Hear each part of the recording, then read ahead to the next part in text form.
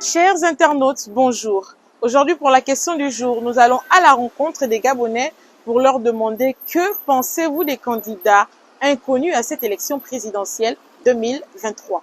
Bon, par rapport aux candidats qui ne se sont pas présentés aux électeurs, je trouve que c'est pas convenable. Ils doivent se présenter aux électeurs pour que les électeurs puissent savoir de qui il s'agit, pour qu'ils ne puissent pas être dans le méli-mélo. Ils doivent se présenter à leurs électeurs, pour qu'ils ne puissent pas avoir confusion, quoi.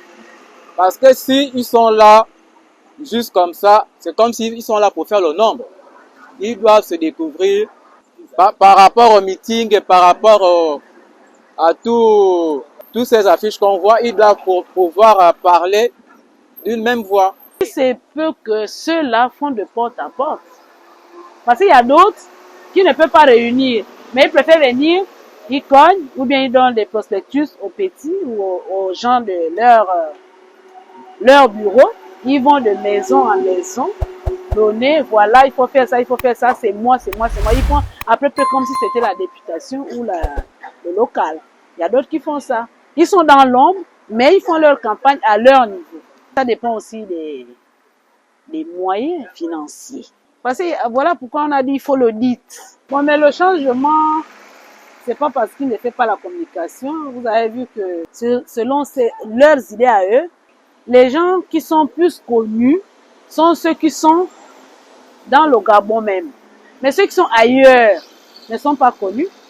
Pour les faire connaître, il faut quoi? Il faut les médias, il faut la télévision, il faut la radio. C'est pas les réseaux sociaux. Nous tous, là, moi, là, je ne connais pas manipuler mon téléphone. C'est mon petit-fils qui manipule. C'est la télévision, c'est la radio pour se faire connaître. Mais là, eux, ils sont dans l'ombre. On ne sait jamais. Dieu peut susciter quelqu'un. Par rapport à votre question sur le fait que les autres candidats ne sont pas du tout visibles, est-ce que ça n'exprime pas aussi un message qui voudrait dire que peut-être les dés sont déjà pipés d'avance?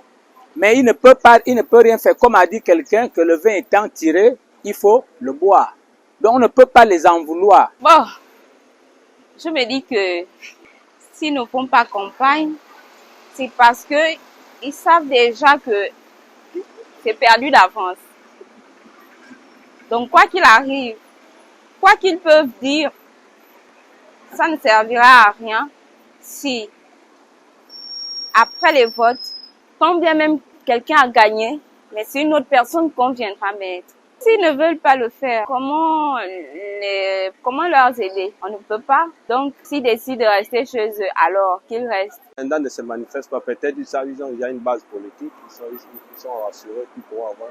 Mais sinon, il est idéal quand même de se manifester, avoir une communication et tout, pour pouvoir booster un peu les électeurs. Encore que, on sait que dans ce pays, les dés sont pipés en toute franchise. Parce qu'avec les mesures qu'on prend à dernier moment sur les élections, c'est pour montrer que ce régime-là ne partira jamais par la voie démocratique.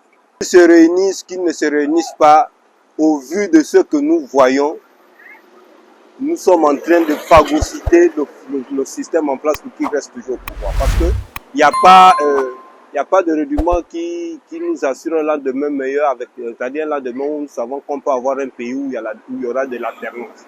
Regardez un peu, on fait un retour de la démocratie. Le fait qu'on réduise, on supprime déjà l'enveloppe poubelle. Et nous savons tous que le système en place, leur travail, c'est la corruption. Ils vont payer les gens. Donc, c'est toujours pareil.